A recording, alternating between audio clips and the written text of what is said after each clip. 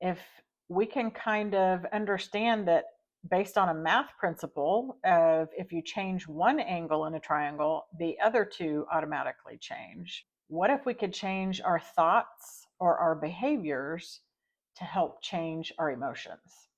There's a triangle that we use that I'm learning about in for therapy that is called the cognitive triangle. So picture a triangle. I'm going to put one here. One point, if you can hear that, I have new neighbors who they must have their speaker bar on this wall right next to me, which is very unfortunate. Anyway, the cognitive triangle. So one point on the triangle is our thoughts, one point are our behaviors, and one point is our emotions. So usually when we get stuck, a lot of it is getting stuck in an emotion.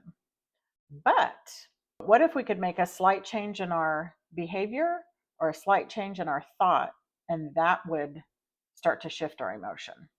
So here's the really cool part. We don't have to change all three of those things at once. We don't have to change our thoughts, behaviors, and emotions. We can just change our thought slightly and have everything else kind of realign.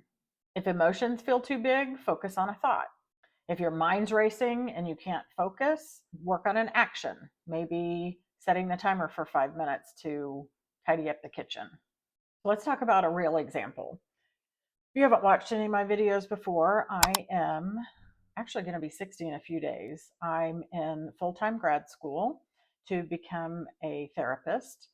I work full-time or almost full-time. I'm a nanny to 4 kids, and I am working an unpaid internship, like 18 to 20 hours a week at a acute inpatient psych facility here.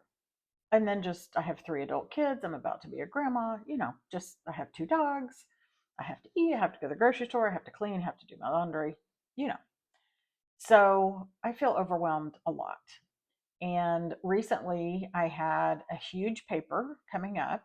I had really not any extra time to work on it. I often work long stretches of days, maybe 8, 10, 12, 13 days in a row without a day off. And what happens to me when I have that thought is I start spiraling. I freeze, and the freeze response can look like procrastination. It can look like dissociation. So for me, that's scrolling. It's doing things that don't matter, doing little side projects that have absolutely nothing to do with what the thing is that I'm stressed about. So that thought triggered overwhelm and shame. The behavior then was I just shut down. I avoided everything. I couldn't even get started. But after learning about this cognitive triangle, I thought if I just do one thing, like if I change my actions, and the action was just sit down and write the title page of the paper, which isn't really writing. It's like copying down the date and the name of the class and the name of my paper. It required nothing but formatting. That one thought, that one action softened how I was feeling. I opened up my laptop, I wrote the title page, and it started feeling like, oh, well, I could sit here and maybe at least find a few sources. So that's just an example of how I could have stayed in the spiral. But if I picture the triangle and think, okay, one of these things, if I just do a tiny little thing to change it, will help shift everything in a better direction, a more positive direction. So this triangle shows up everywhere. You can use it throughout your day.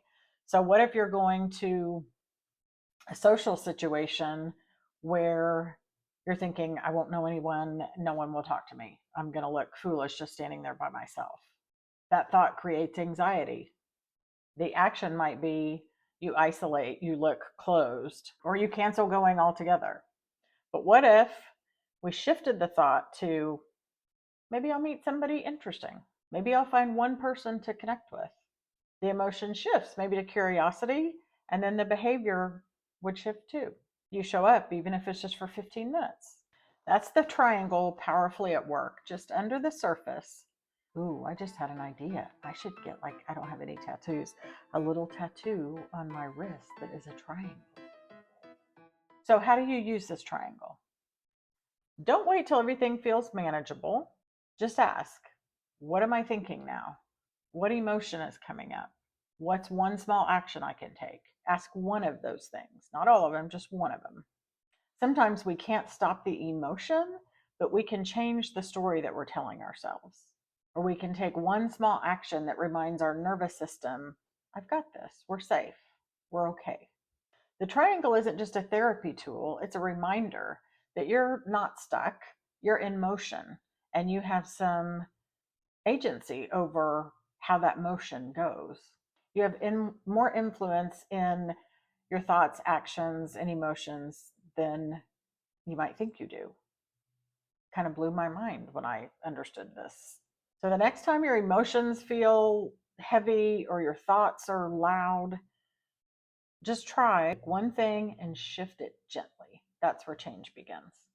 Just a reminder, I am not a doctor. I'm not even a therapist yet. I'm just fascinated by why we do what we do, how our childhood impacts how we function and operate as adults.